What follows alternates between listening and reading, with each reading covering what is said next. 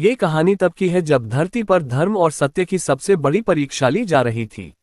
एक ऐसा समय जब राजा सिर्फ अपनी तलवार की धार से नहीं, बल्कि अपने न्याय और सद्गुणों से पहचाने जाते थे। इस काल में एक ऐसा सम्राट था जिसका नाम महाराज विक्रांत था। वह अपने न्यायप्रिय स्वभाव और सत्य के प्रति अटूट विश्वास के लिए प्रसिद्ध था। एक दिन उन्होंने पूरे राज्य में ये घोषणा करवाई, जो कोई भी अपने जीवन में पूर्ण सत्य और धर्म का पालन करता है, वह मेरे दरबार में आए। यदि वह वास्तव में सत्यनिष्ठ हुआ तो उसे इतना वैभव और सम्मान मिलेगा जिसकी कोई कल्पना भी नहीं कर सकता। ये सुनते ही राज्य भर में हलचल मच गई। हर कोई इस पुरस्कार को पाने का सपना देखने लगा, परंतु सच्चाई की कसौटी पर खरा उतरना आसान नहीं था। उसी राज्य के एक छोटे से गांव में धवल नाम का एक साधारण किसान रहता था। उसकी झोपड़ी कच्ची थी, पर उसका हृदय सच्चाई की चमक से भरा था। वह न तो लालची था, न ही किसी तरह के छल कपट में विश्वास रखता था। एक दिन उसने सुना कि महाराज ने सत्यनिष्ठ लोगों को पुरस्कृत करने की घोषणा की है। वह मन ही मन मुस्कुराया और सोचने लगा, क्या सच में सच्चाई का मूल्य इतना बड़ा हो सकता है।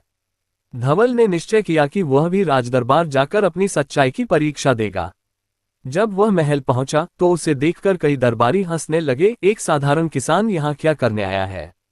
लेकिन महाराज विक्रांत ने सबको शांत किया और धवल से पूछा, कहो किसान, क्या तुमने अपने जीवन में कभी झूठ नहीं बोला?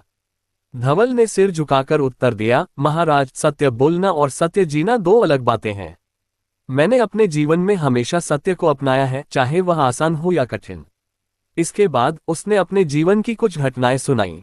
जब उसे अपने खेत की खुदाई में कुछ पुराने सोने के सिक्के मिले तो उसने उन्हें अपने पास रखने के बजाय राजा के खजाने में जमा करा दिया।